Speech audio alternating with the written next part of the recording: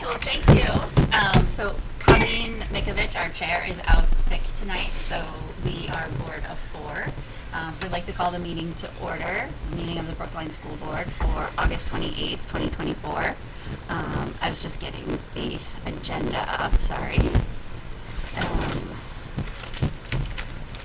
Do we have any meeting adjustments, agenda adjustments? Yes, if the board would consider, when we go past the approval of minutes, if we can move down to the deliberative items 3 to 8.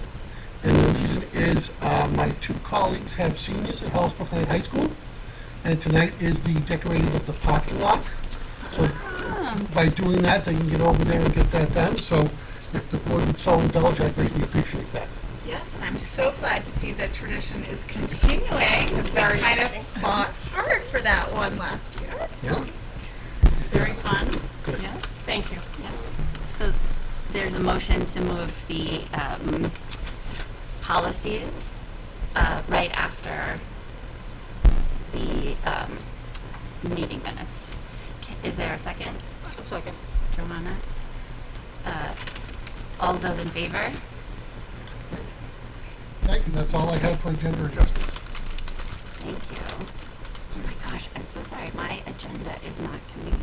Jeez. Do you want mine? Oh, sure. Alright. No, I. eat dinner. No. Don't eat dinner. Good. So we did that. Okay. So we are at nominations, resignations, and correspondence. We are fully staffed. We have our paras are fully staffed, but we are using some contracted services to make that happen. So we continue to advertise, and as we were able to welcome on board staff, we would be releasing the contracted paras. So did we find a case manager for CSDA? Because I think from what I understood, we still had one opening, correct? Yeah. Okay. Yes, we still have the CSDA position, which is half case manager, half reading specialist, open, but we were able to divide the caseloads from the case managers who are there, so we are covered. Okay, so you're covered, but we're still looking to Yes. Yeah. Okay. Okay. And we had, our buildings are all ready to go. I'd like to thank our custodial staffs who have done just a wonderful job. I also want to extend on behalf of the teachers and administration a thanks to the school board. We had a wonderful luncheon the other day. The teachers greatly appreciate that. And I'd like to thank Johanna for all her efforts. They certainly were well noticed and appreciated, so thank you. Thank you. And we're excited to see kids arrive tomorrow, even though we're struggling to realize it's tomorrow.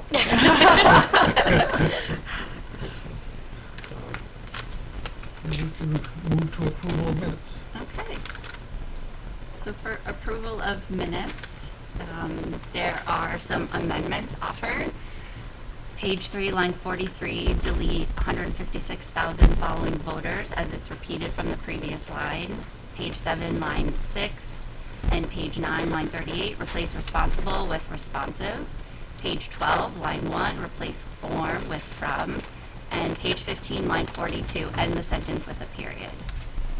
Is there a motion to accept these minutes as amended? It's up to you two, because we weren't here. Yes. You can make I'll make a motion. Okay, cool. So Heather made the motion. Sorry, I'll make a motion to accept the minutes as amended. Okay, thank you. I'll second. Thank you. All those in favor? All those opposed? All those abstaining? So it passes 2 to 2.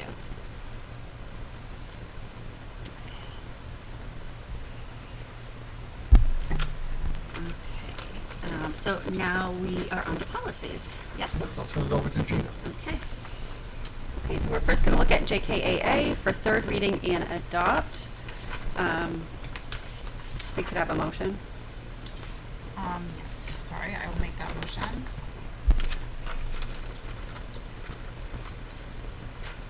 Just get to my verbiage.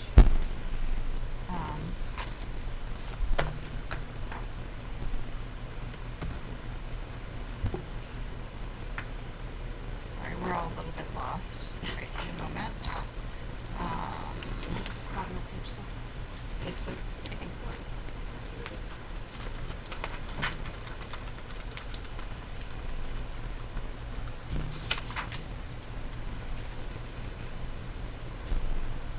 for JKAA. Yes, so oh gosh. I will make a motion to accept and adopt policy JKAA, which is the use of restraints and seclusion. I'll second. Any discussion? So wait, are we adding something? So it says here to amend the second page by adding number 4. What does that mean? I don't have the outline in front of me. Where does it say? I can barely hear you with the fan on. So at the top of page, this is the bottom of page 6, it says motion to amend the second page by adding number 4, accept the third reading and adopt. So I'm not sure what adding number 4 means. Oh, so if you look on page 2 of the policy, Okay. number 4 is underlined. And so we're adding its definition of child. Okay. So, yeah. Means a person in actual attendance at a school who is less than 22 years of age and who has not received a high school diploma. So whenever this policy refers to child, that's who we're referring to, not other children who are not in attendance at school. So there were some questions brought forward, and the policy committee met in early July. Yes, July. So this is really, far from my memory at this time. But we discussed all the questions that were brought forward at the June meeting, and we felt that we wanted to, other than adding the definition of child, we wanted to maintain the policy as is because it is in direct alignment with all the state required forms that we have to fill out and complete. And so it made better sense to make sure that we were following the law to a T. Is there any other discussion? I mean, I know we're following the law. It just still feels very like verbose to me, very kind of unclear. So I don't know. I mean, obviously the law is the law, so we're going to follow that. But that is a concern that I have kind of going forward. It's just like, especially we've heard references to some behavioral incidences happening in schools. So just I want to make sure that the staff is clear and that everyone's kind of clear on the plan, and this policy is confusing to me. So I guess that's just something I just want to list as a concern. I'm not going to argue with the RSA, but Yeah, I mean, that's where we're at. I think that I totally understand your concerns, but this policy is just addressing restraints and seclusion and not behavioral, issues Right, in but general. I guess my concern is that some of the behavioral issues we're hearing about could possibly have warranted a restraint, or in other, in some situations, like it's just can be such a fine line between like when is a restraint necessary versus when it's not for safety. So that's just where my head is. But. Sure. And the folks who are authorized to engage in a restraint when necessary are fully trained regularly. We don't allow those certifications to lapse. So the team has conversations and trainings regularly, so they know this policy probably better than the average policy reader. And I think Johanna, it's important to point out that the purpose of this policy is to ensure the safety and dignity of students by limiting and regulating the use of restraint and seclusion, and not suggesting when it should be used in situation, so Right. it sounds like maybe your concerns are that there are situations when restraint could have been used and wasn't, whereas this policy just addresses when it's used, how to use it safely. Yes, partially, but I think I have a background of working in where restraints happen frequently, and so I understand that's not what we want to do as a school, especially. But if we're talking just in general, I'm also thinking about that social emotional learning piece and just saying, if things are happening and other kids are feeling unsafe or staff are feeling that's just on my mind. I'm not saying this policy needs to address it, but I just want to make sure that the people who have to implement it, if it has to be implemented, are clear on it. So to me, just looking at it the 3 times I have, I'm like, oh, that doesn't seem clear, but it makes sense, right? That if the people are doing it, so that's all. I'm just saying that's my concern, but I'm not opposed to it. I think it's fine, like as is, but it's just something I'm thinking about. So I think one of the things that sometimes we think about is policy versus procedure, right? And so, I just wonder if this policy is, kind of law abiding and encompassing all of those things, but if there are other procedural documents that you might suggest, or I guess that's I just don't what know. I'm I think hearing. it might help me to see, like, not obviously we don't need to publish the procedural documents, but it might just help me get a better understanding if I could see them. I don't know if there are separate procedural documents that you guys have for this. As far as like deciding when to use? No, Like- I understand. Like, I've been CPI trained, so I'm aware Yep. of the training that they have. I trust in that training to accurately help people determine. I think it's more just like, for me, I'm just like, there's still questions that I have when I'm reading through, like, okay, if a child is secluded, they get X, Y, and Z, but not if they're restrained. Like, so Yep.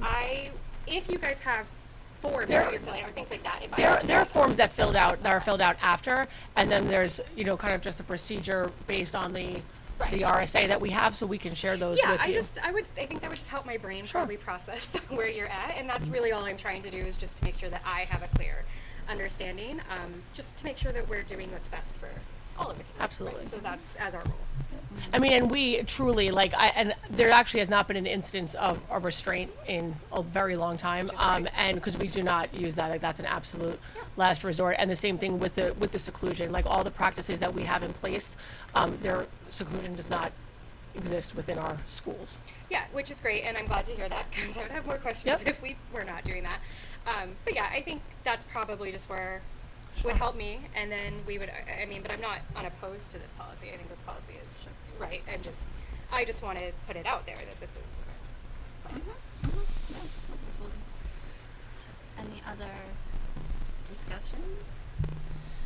No, can I clarify my motion, since I have the language here? So my motion is to amend the second page by adding number 4, accept the third reading of JKAA and adopt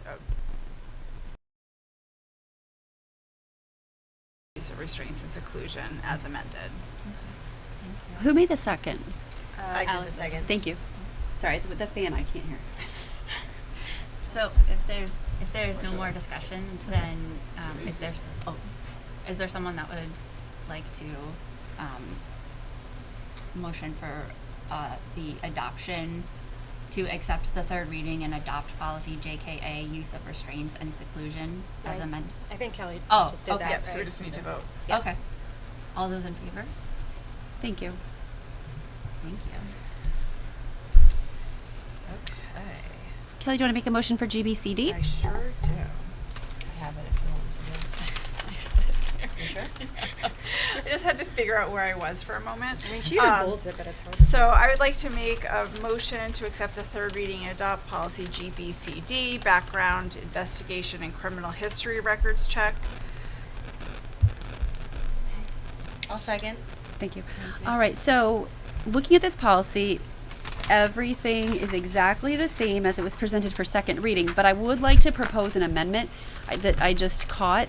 For whatever reason, when we deleted the underlines from version 2 to 3, all the numbering got messed up. So if you look under A, it says 1, 2, 3, 4, 2, 3. Oh, geez. 4, 2, 3. So if we could just, do a more traditional 1 through 10, I think that would make better sense. Is there a second for the motion to I'll make a accept- motion I'll second the motion to amend. Is there discussion on this particular?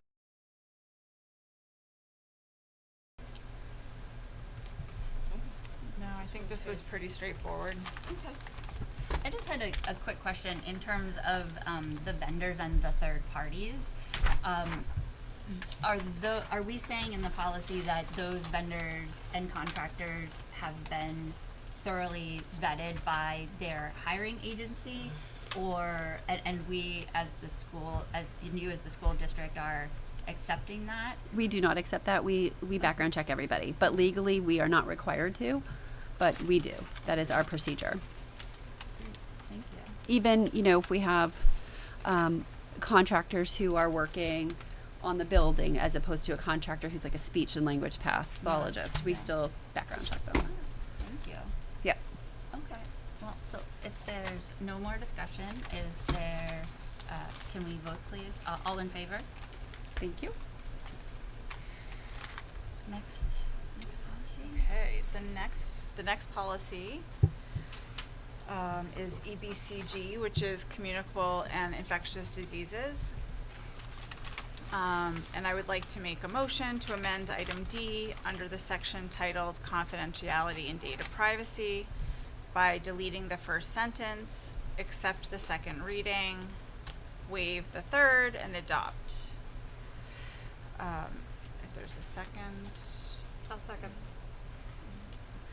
So this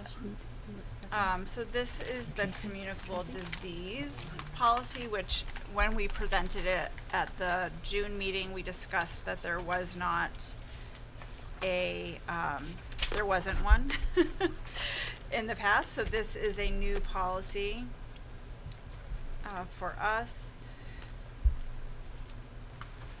And I think what we decided to change in this was there's language about in 4D there's language about employees, which is covered elsewhere, and we found it to be redundant and not necessary to include here.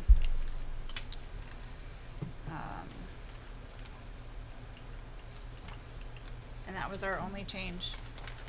Could we fix the formatting on this one too? Because everything is way left, Yes. and the indentations, So all the formatting will be reformatted once it goes into Board Okay, Doc, but just- thank you, yeah. no problem. Why wasn't, some of them are formatted correctly, some of them are not. I made it a little, Hard to read. harder Yeah, to read, sure. yeah. Yep. So I guess I have a question just in terms of so I'm looking at the notes, reviewing what we talked about. Did the state end up passing that legislation to restrict districts from They requiring? did not They did pass not it. pass it. Okay. Actually, they passed it and Sununu vetoed it. The governor vetoed it. So Okay. So does that impact any of the policy that we had I don't previously? think it does, because I think that the language we put in was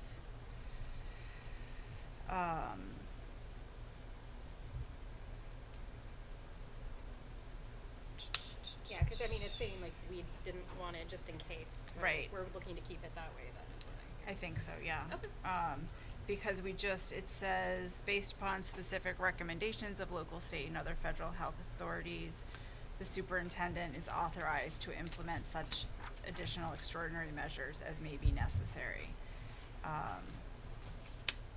And it has the use of PPE in there, so.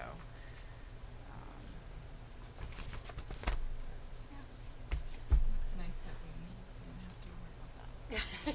It's just like can't keep track of something. I had a question about this one as well, in terms of like communicating to the broader school community. I'm not sure if that is kind of encompassed in this policy or not.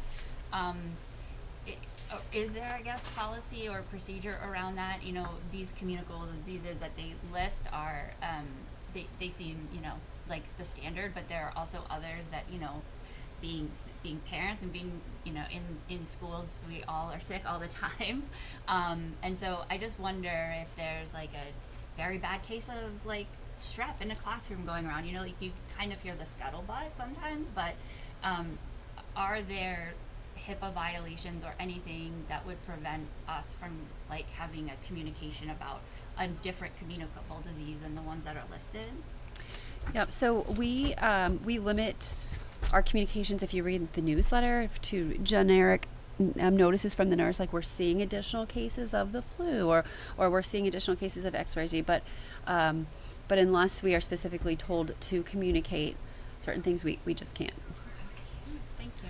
So kind of to follow up on that, like I know last year in the preschool there was like 8 million strep cases. Thank God, like we didn't get it. But if a parent asks you specifically, like what is kind of the like, I know obviously like we would say, you know, HIPAA, we're not going to give specifics, but like are we, like if a parent calls in, are we as a school able to say, you know, strep is increasing, just we're saying kind of reiterating what you've seen in the newsletter, or would you offer any additional information? We're going to reiterate what we say in the newsletter. Okay.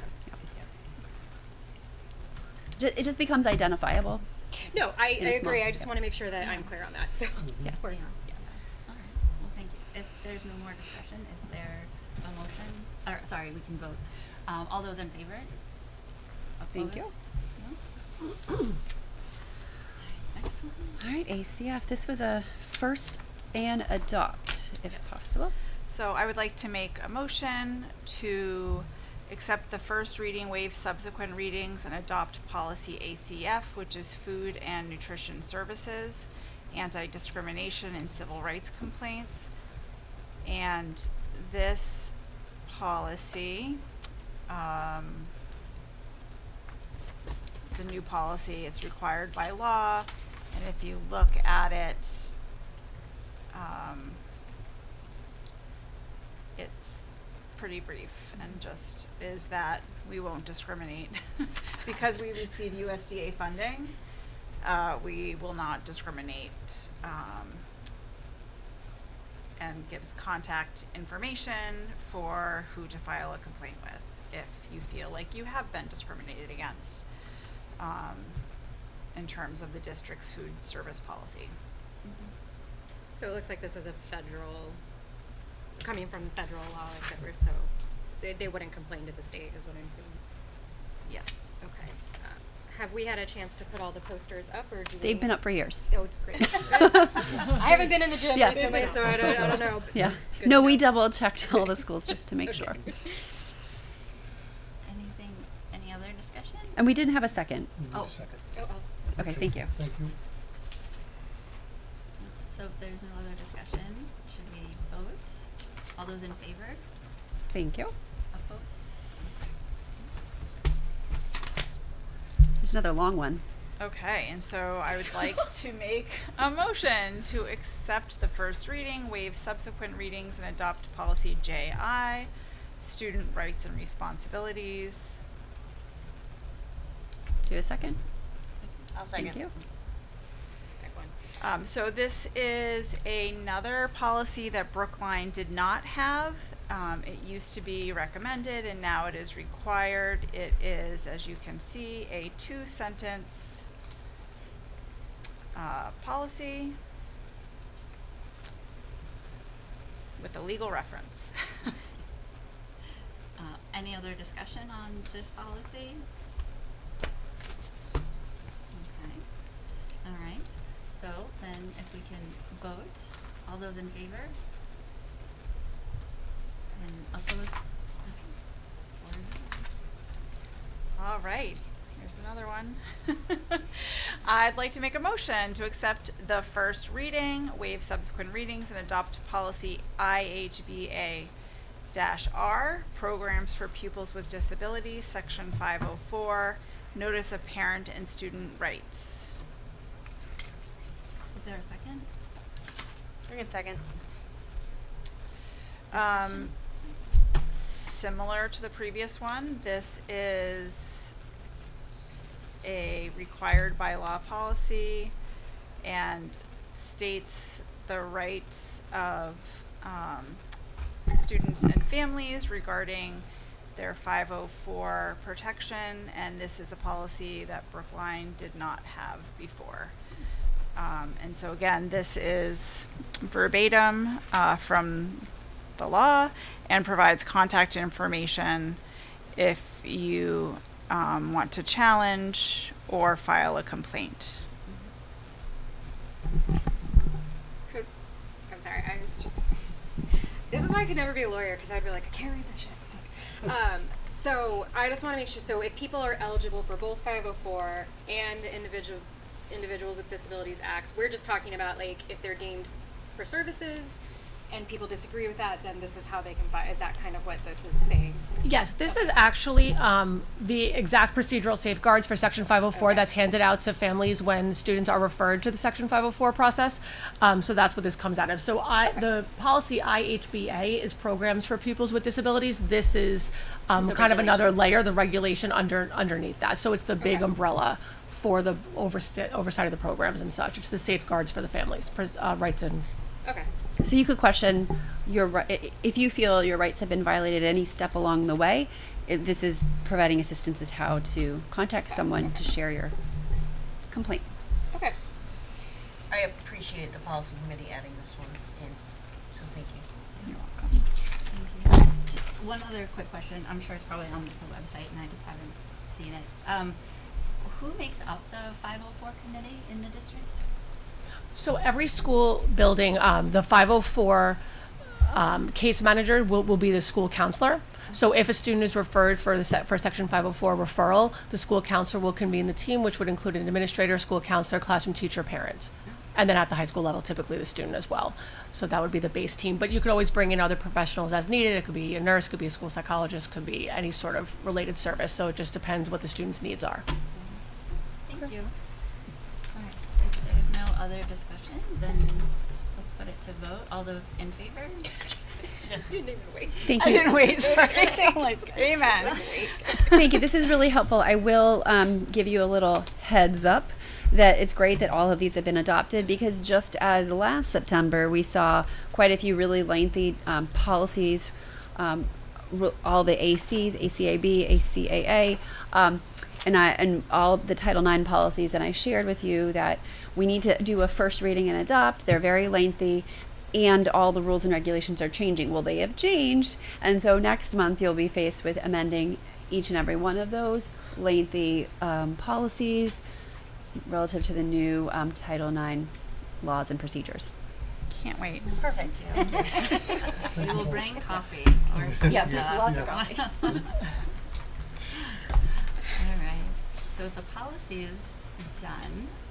And thank you very much. Thank you.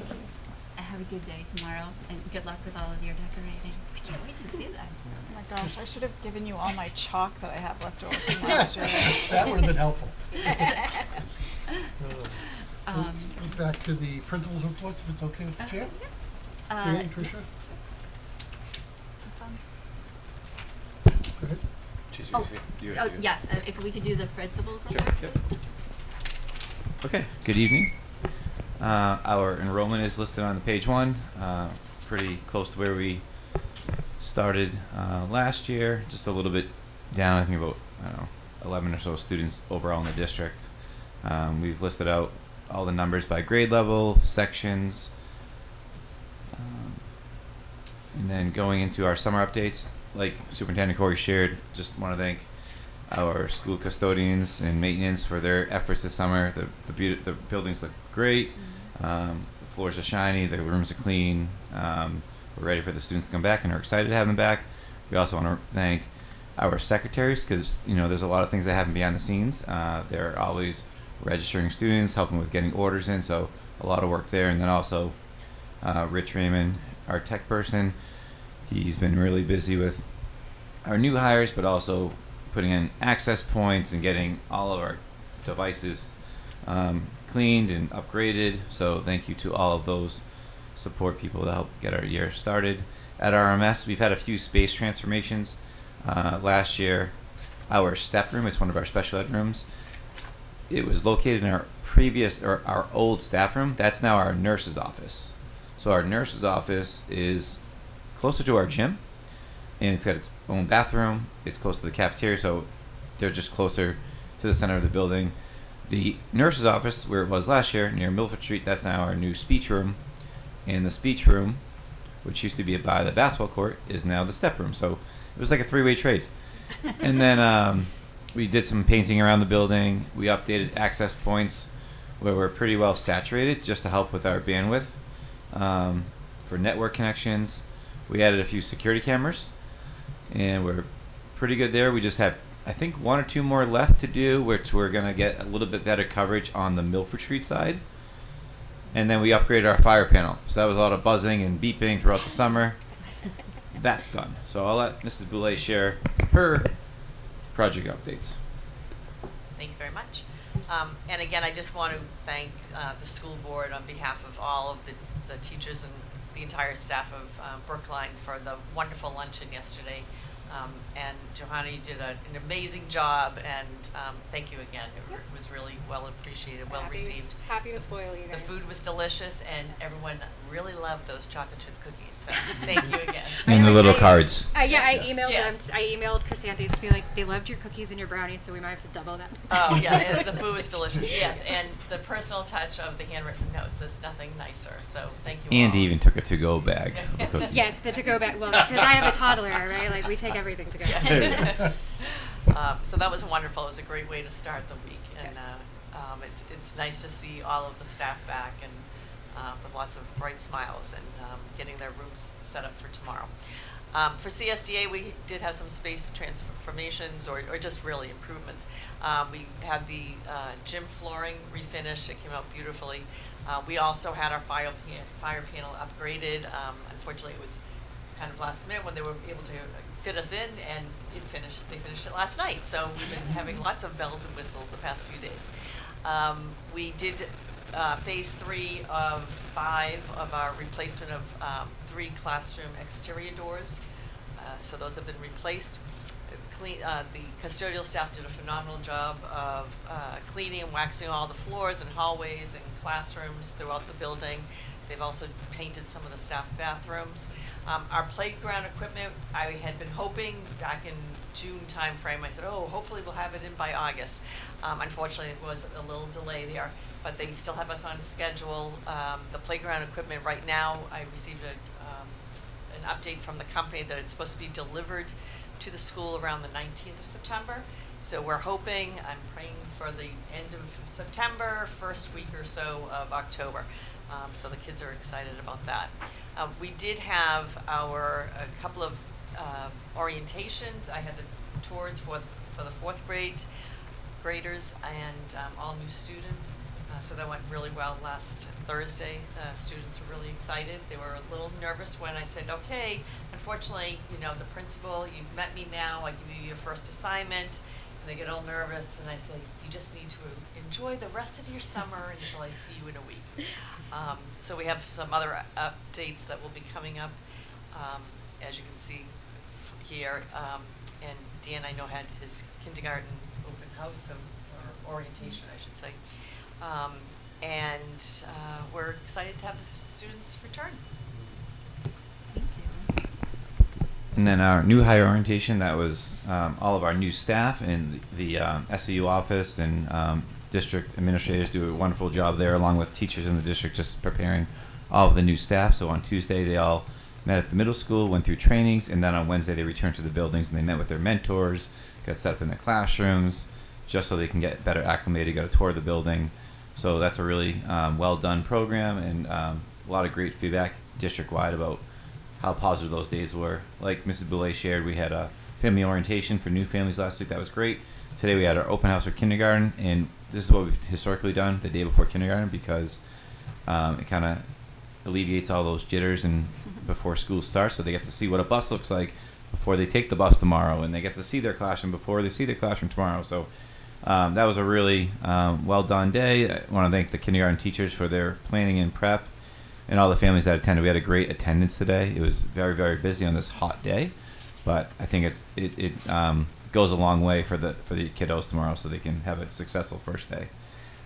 And then we have our annual flagpole ceremony on Friday, where we introduce all new staff, all new students, and do the Pledge of Allegiance outside. And other than that, I think the other big things is we got open house coming up in September before we see everybody here again next. And then the biggest thing is, like Superintendent Corey said, we're staffed, and going into this year, we feel really good about the staff that we hired, that we've got all of the positions that we've been looking to hire for the last couple of years pretty much there, with the exception of contractors. We're going to still continue recruiting and interviewing paras, but luckily we had the contract agency to help us support that. But it's almost to the point where we're going to even maybe get a lunch recess monitor, down the line, or a security office. So we're in good shape.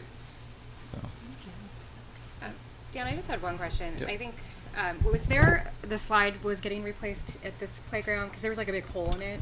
So we have the slide out front. Yeah. Over by the shed.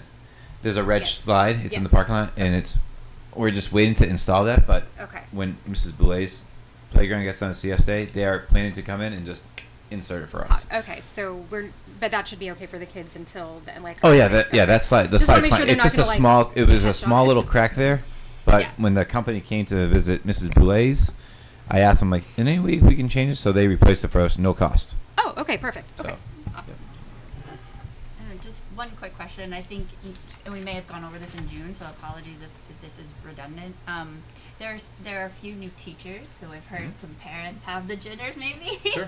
um, I can share a little bit about yeah, from if our you building. wouldn't mind sure. just Yeah. maybe talking about Yeah. the new teachers Sure. that are coming. And I also have a in this- printout too for everybody too. Oh, of- thank you. It's all like of- you read our minds. Yes. This is the printout for our district. Yeah.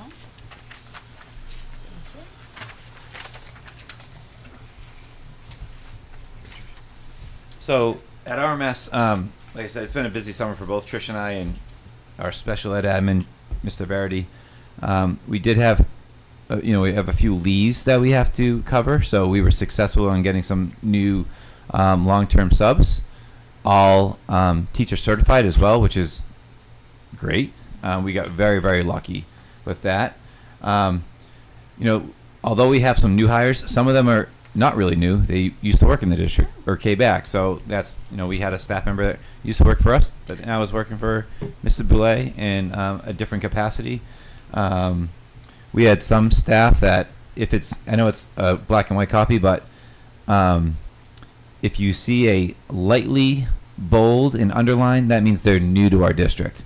If you see a darker bold and underline, they were in our district. They just have a change in position. So you'll see we have, a new teacher in kindergarten there, who was here last year, but came on halfway through the year. So she's new, like a full new. We have a new teacher in first, new teacher in second. And then in third grade, 2 teachers that we had last year moved to third. So is Miss Carmelini not coming back? So like I said before, we had some leaves for So the. she's still on leave. Okay, so is she coming back because she's not on the list. So I just So we're just sharing like who the teachers are the Right. year for us, Okay. but yeah, there's only so much we can share. But No. That makes because I had an older copy of this list that had her on it, so that's why I was just Yes, like, yes. she disappeared. And then at RMS we have a new reading specialist. Our librarian was a third grade teacher previously, but is now teaching library. New math specialist, and then we were fortunate to get a new music teacher who will be between both buildings. Special ed, we are covered there with some new case managers, also a contractor, and then we have a list of all of our paras on the back page. So So is the PT the same as last year? Because I don't see PT. the PT is a district-wide position. Okay. So Like an SAU position. they're an SAU, so they might cover like a 0.2 in our district. Okay. So Thank you. yeah. And I can just let you know that at CSDA, we have a new addition in grade 4, Lydia Prey, and she'll be on her second year of teaching. She comes to us from the Lowell area, from her teaching experience, and she's also big into volleyball. She's a big coach, and she was doing coaching a national team down in Florida this summer. So she's very athletic as well, and she's really excited to be here. And for our grade 5, we have Megan O'Hara, who comes to us from Needham, Mass. And she had moved to actually the Hollis area a few years ago. And so she was waiting to find the right position to move up here so that she could, work closer to home. But she's up here with her family, but she has approximately, I believe it's about 12 years experience. So she's really excited to join us. And Liam Tremblay, as Mr. Molinari was talking about, our new music teacher, this will be his 3rd year of teaching, and he's already been tied in today with Adam Wallace from the middle school, so he's really excited to join right in. He was already asking about, now, what do the concerts typically look like? Can I have some information? And I understand that you have an outstanding Memorial Day service ceremony, so he's jumping right on board. Awesome. Thank you. So, if that is all for the principal's report, thank you. We're looking forward to starting this year. I know a lot of us feel it's a great day tomorrow when we send the children back to you. Lots of hosts tomorrow. Yeah. And some of us have to wait till September 9th, Dan, just putting that out there. You can talk to Lauren. I'm right with you. Right? Some of us would like to send ours back sooner. I will say, and I know this is specific to RMS, but I want to thank everybody for today. I was part of the parents with the kindergartners because my last baby's going to school tomorrow, but I feel really confident. She's been super nervous, and today when Dan said it helped tremendously. She came home and was just excited, and I really appreciate her teacher who sent her home with glitter to put under her pillow. That's amazing, but it helps. It does. I mean, and Dan's right. I mean, looking at the sheer volume of families that were here today, it was great to see. And, a huge thank you to the staff that contributed to that today, because I know one of my daughter's friends is also incredibly anxious, and they walked out together like, I'm going to see you tomorrow, and it's okay. And they were feeling really good. So thank you for that. Really appreciate it. Thank you. All right. So with the principal's report done, let's move to opening public input. So the intent of the public comment period is for the board to receive input from the public. It is not to be a back and forth discussion. The board will consider the input provided during the deliberations portion of our agenda. So I'd like to declare that public input is open at 6:43, please. And it will remain open for, I think, 30 minutes? Okay. And seeing no one, if anyone does come in, they're more than happy to come up, more than welcome to come up and speak, but we'll go about the discussion items. Okay. In your board packet, you have a memo from our business administrator, Kelly Seeley. Kelly is recommending, and I am supporting, an increase to school lunches. We were notified by the Department of Education actually last year that they felt it was time for us to look at our lunch prices. We delayed that as much as possible. So this increase that we're asking for of 10 cents will be the first time that we have increased prices in the last 6 years. As everybody may recall, they were free during COVID, but that ended and it doesn't continue in the state of New Hampshire. We always tried to keep our school nutrition fund balances at the maximum. I now anticipate that if we don't institute a small increase in lunch prices, we may be faced with dipping into our fund balance at the end of FY25. Being short-staffed in every district for several years was also a contributing factor in why we did not need to increase prices, because we were not having a full payroll. The job market does seem to be opening up, and there seems to be more interest in our open positions this summer, so we believe we'll be fully staffed in FY25. Kelly also provided a separate sheet so that you could see other school districts around us and understand what the lunch prices are. So we are recommending an increase of 10 cents, which would bring the elementary prices to $2.90, and that translates to an annual increase of $17.80 per student. Obviously, the principals and families work together.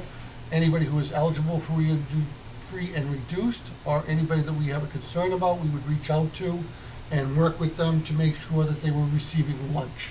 So I don't want anybody to think that if the dime was the tipping point for a family, we would make that happen as a school district. And this will come back to us as a deliberative item as well to vote on it, but I just wanted to provide it during discussion and see if there were any questions or anything that I might be able to answer. So are parents kind of given information, if it can be hard to ask sometimes, right, to acknowledge that you need the help. Are parents given the information or just kind of given as a blanket, like this is how you can apply We do for the- help? That goes out in the, Okay. usually it's a paper copy, I believe, that goes out the Okay. first week of school for the free reduced lunch. Okay. And then what will happen is lunch proctors, principals, administrators will be, at times notice, and then we make first sure that the child has lunch, and then we might pick up the phone and have that discussion, or the food service director.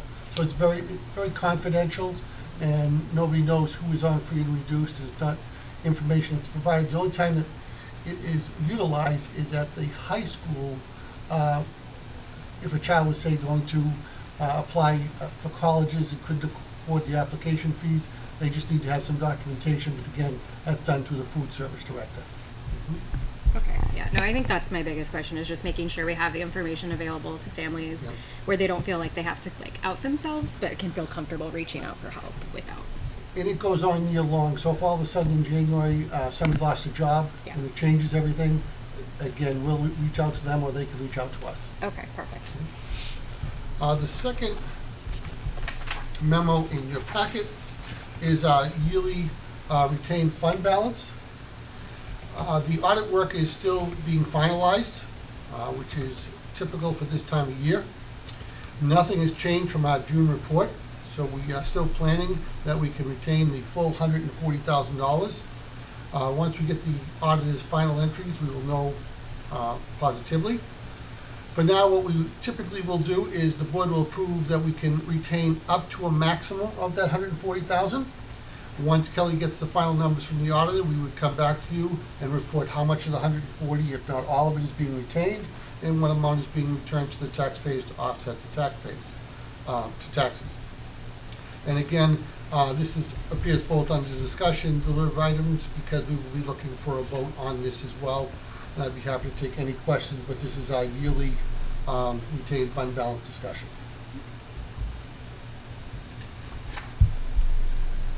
All right, I'm sorry, I have so many questions. I guess this is my first time kind of doing this. So, what is your recommendation? I would recommend that we do Okay. a motion that allows us to retain up to $140,000. Okay. That $140,000 becomes part of the budget, but is not spendable without a board public hearing Okay. and a board vote, Okay. okay? And sorry, just is this the money that we would use, like if we had to hire a teacher or expand a class? Is this where this, or like a Correct. special education student comes in and we don't? If a special education student came in, we'd use the special ed trust fund. Okay. If it was a maintenance issue, we'd go to maintenance first. Okay. But if either the teacher or the maintenance trust fund didn't have enough, we would go to this fund, Okay. okay? And again, that public meeting notice has to be noticed. All the requirements is same as a warrant article, pretty much, when we go to the March meeting. Right. So this is also helpful so that like if something comes up, we don't necessarily have to look at raising like we can kind of see if we can handle it Correct. and then be able to either maintain what we're asking for in Correct. terms of, okay. And last year, we actually made a motion by the board that authorized to use the retained fund balance if we felt there was a need. And that, again, does not appear to have become a reality. Okay, great. Thank you. And then the last discussion item that I'm not asking for a vote tonight, but I will ask for in September, is we had gone back and forth with DECO to use their property as the emergency piece. From our prior discussions, nothing had changed except for number 5, so we have that highlighted. And it says, DECO shall have no affirmative obligation to provide any care and/or supervision to any CSDA students, teachers, or staff. And DECO employees shall refrain from being in the presence of CSDA students outside of the supervision of CSDA employees or emergency personnel. So that was the one that the board had asked for clarification. And basically, in speaking to our attorney, what that says is that, you know, we're responsible for the supervision of our students. At no point will they be left with a DECO employee, and at no point will a DECO employee be left alone with our students. And this is part of the larger plan that once we get there, we've done our safety protocol, the bus company would be notified and the bus would be rolling to take us all over to either our RMS or the safety complex based on whatever the recommendation of the emergency personnel. I'm not looking for a vote on this tonight because I wanted that to be out in the community, so in case there was any feedback, people would have time on that. But I'd be happy to take any questions on that. Kelly? I'm wondering if there's an opportunity for the board to have an on-site visit. I personally have never, I drive by it all the time. I have no idea what space specifically we're talking about, what it looks like, I feel like it would help me as a board member before voting on this potentially at our next meeting, given that we have had concerns. if it would be possible for board members who would like to go to have like a site visit, just to see the Yeah. property and see the facility. I can reach out to the company. Okay. If for some reason they were uncomfortable with that, maybe they would let us come in and videotape it Okay. so that we could show it at the next meeting. They might be Okay. fine with us visiting. I just don't know.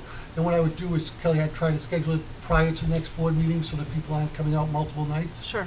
And see if we could do it like a 5:30, 5:45 timeframe. That'd be great. Thank Okay. you. Yeah, the other thing, Andy, I was gonna mention is they usually do not do trainings. They do trainings there, the majority of the work that's done there. And usually they don't do it on Fridays, which is why anytime we've done drills to walk down there and use their parking lot, that's the time we use it. But I was just gonna say that a Friday, otherwise even during the day, might be more amenable to them, but. And Andy, I just want to clarify. So it sounds like you were saying this would be like very short term anyway. That like as soon as like let's say the alarm goes off, the students come down, maybe the fire department's there, you're immediately like get the buses, let's get them out. So this is like not intended to be like a wait till the all clear, go back to school. Like we're moving the students. Okay. Because Okay. if we can wait for an all clear and go back, we're gonna try to do that on property. Yeah. Yeah. The other thing may necessitate us moving quicker would be weather. Just, Okay. if we were in the middle of the winter, cold, frigid temperatures, we're gonna probably go down there quicker. Yeah. Okay. But as soon as we get the evacuation from Tricia, part of our protocol is the Hollis Brookline Bus Company is notified. Okay. And what they would start to do is the dispatch person and one of the other office personnel are also certified drivers. Okay. So they would roll probably 2 buses immediately, Okay. and we would take, we would just start multiple trips, taking third grade, everybody over, and then coming back, and they would be calling in other drivers in case we were then going to have to dismiss for the day. So we'd Okay. have a full complement of buses. Okay. Yeah. So yeah, just so that might help parents too to know that this is very short term. Yep. They're not going to be there very long. Like that staff will always be there because I could see as a parent, like I'm a little bit of an anxious mom. I could be like, wait, she's with who? Who is like Yeah. supervising? So yeah, I think that could be helpful for us to kind of share as well. That like it's very short term. I know this doesn't apply to this, but while it's in my head, where does RMMS go if there's an evacuation? So we have a few excuse me. We have a few different sites. Depending on what the situation is, it could be as simple as just going to the ball field or to the Brookline ball field. But in the past, we've gone to the fire department. We have a video that we've made in the past to show families like what it looks like too. But we are changing our practice to now go to the safety complex. We used to do it years ago. We're actually going to adopt a more of what's called like a drive-through procedure, where instead of having parents park their car and get out to get their kids, people are going to stay in the cars, and we're going to do registration that way and have runners bring their kids to their car. And it'll be a lot smoother and less chaotic. So we're going to practice that mid-October. Okay, no, that's helpful because it sounds too like And you are welcome to be one of our parent volunteers to support it if you'd like. I have to redo my training, but yes. We'll let you guys know. Yeah, just let us know because I think I have to do my training again. Yeah, we all have to do our training. Yeah, so it sounds like CSDA students, that would be the same policy then. If they ended up at the safety complex, we would have the same. So we're kind of streamlining almost too, it sounds. Okay. Correct. For instance, in June, we actually did an offsite evacuation. I just had one class just because budgetary constraints, but as far as hiring buses. But we did a drill. We went, police, Homeland Security, et cetera, were involved. And we walked down with all the students and staff. We had an assembly the day before to prepare them and let them know this is just, a practice drill. And think of it as a little offsite field trip. And we went down, took attendance. The remainder of the students and staff went back to school. And we had a bus arrive, and we took a class to the safety complex. So there we had registration. We had parents drive up, like Dan was mentioning. They stayed in their cars. They came up, and they were looking for their students. We had runners. So it was basically for the staff to be able to look at our documents, our documentation, see how it flows, if things need to be changed, and what, a scenario like of that would actually look like. Okay, great. Sorry, one more question. If we have students that need help with like mobility, so like wheelchairs, things like that, how are we moving them by walking? Do we have a bus that comes, or like the littler ones? Well, we had a student with we had some incapacitated students, so we had our wheelchairs from the nurses being utilized. Perfect. We had staff that were in crutches at that time, and we had other individuals. You know, it's like anything. You have plans, you have assignments for people that they know, like, if I'm present, this is my job. Well, reality is, oh, no, today you're going to be helping to assist push a wheelchair or Okay. et cetera. Yeah.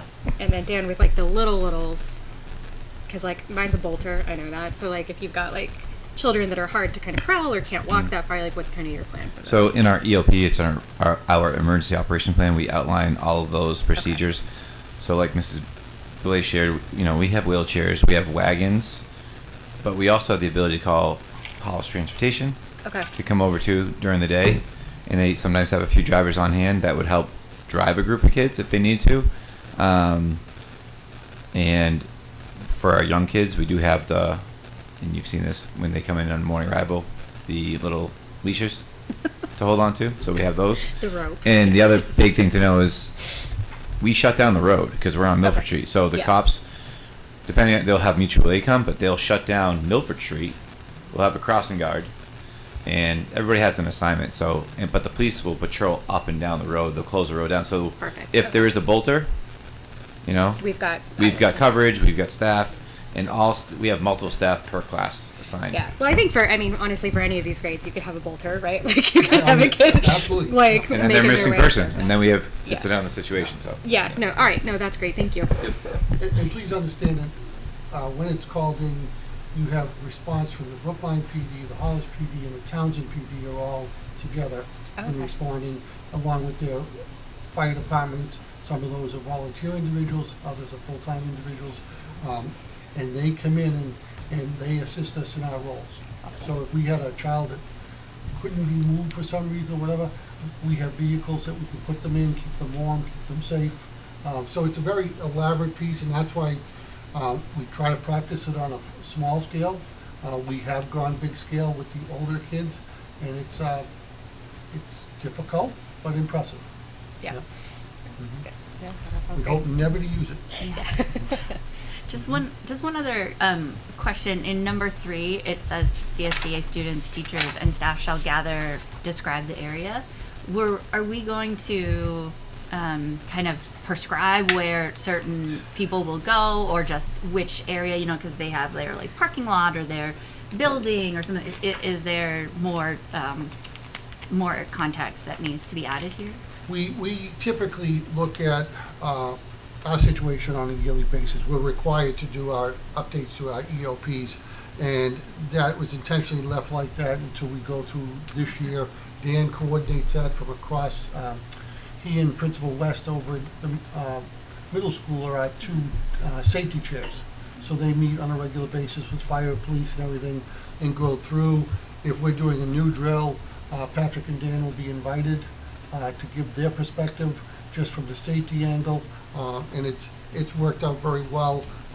As you may have realized, Dan is very much an attention to detail person, and that's critical in these type of situations. Thank you. And, you know, just so you know that while we're doing these, we've done these drills twice now down there, and we've just used their parking lot. So I engage with the manager there so that we're on, you know, in contact as far as what's going on, and to make sure, we usually do them on Fridays when there's no training. So there's minimal people involved, and basically we're just using the parking lot right now. But it sounds like there's plans if it was cold or like below freezing that you would be Yes, able and to adjust as For needed. instance, we've Okay. gone through tours and everything, and again, those are just, you know, Yeah. it's for a vital emergency. Right. And that's what I really want to impress upon you and, Mm-hmm. and all families. It would really be for a dire emergency. But at least, you know, there's beautiful office spaces, there's a tremendous amount of space inside the buildings, and bathrooms that can accommodate the 250, almost 300 people. Beside the big area, warehouses area, which we try to not use because that's more than manufacturing. But at least to come inside from elements or any threats. I think it's wonderful that they're helping us with this. I think that's very, Yeah. very good to see our community kind of working together this way to make sure that everyone's safe, so. Yeah, yeah. Thank you to them, and it sounds like there was some local restaurant help for the luncheon yesterday. So thank you to those. So that takes us to the two deliberative items. Mhm. I believe in the board packet, Don had included motions on items 1 and 2. Okay. So I'd like to make a motion to retain up to the sum of $140,000 of school fund balance from the FY24 school year as the end of year available funds allow. I'll second. Thank you. Any discussion? Okay. Are we- No, I'm comfortable with this. This is a good standard practice, I think. That I think That we do. especially, like, if we're getting ready to dive into the budget, right, I think it's good for us too to just know that, like, we're doing this as a proactive way to kind of help our town stay where it's at. I know that's a big worry for a lot of people, right, so I think that rather than add on later, it makes more sense for us to kind of Yeah. hold in reserve. Yeah, yeah. All right. Are we ready for a vote? All right. All in favor? Opposed? Okay. Thank you.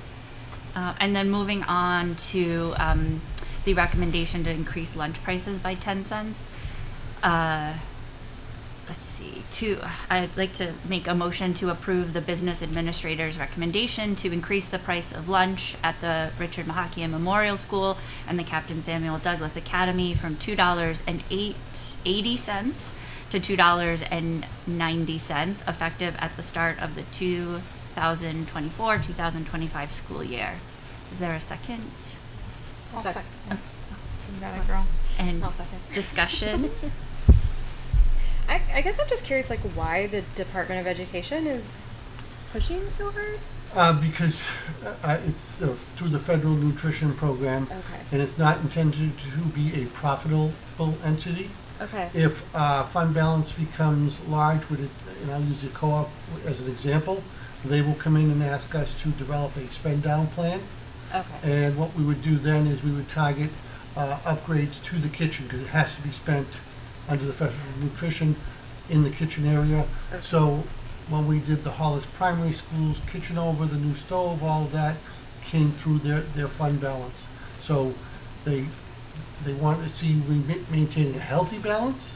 The minute you go over a certain cut, they want you to spend that down. Okay. Yep.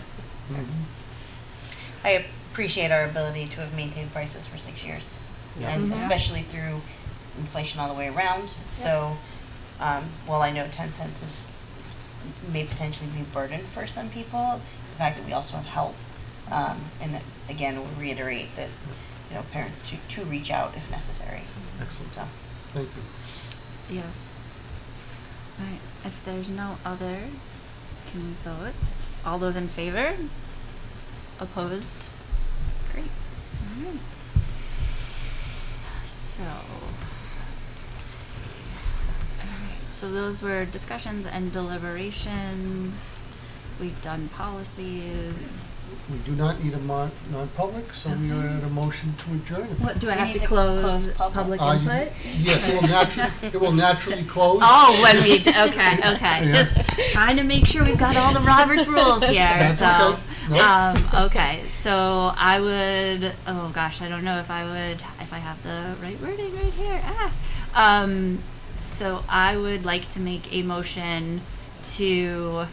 Oh gosh, it's not here. For this meeting to be adjourned. Is there a second? Okay. All those in favor? Opposed? Great. Thank you. We're Thank you very adjourned. much. thank you. Thank